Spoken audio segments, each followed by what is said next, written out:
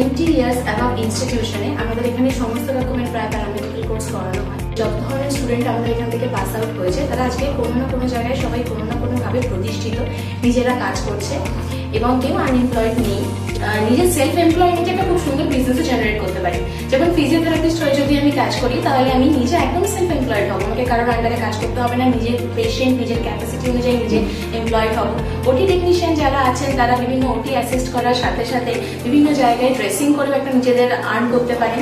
তাছাড়া laboratory technician যারা আছেন তারা তো নিজেরা ফ্র্যাঞ্চাইজি নিয়ে আপনারা নিজেরা একটা ল্যাব সেট আপ ছোটখাটো করতে পারবেন বা কালেকশন সেন্টারও করতে পারবেন।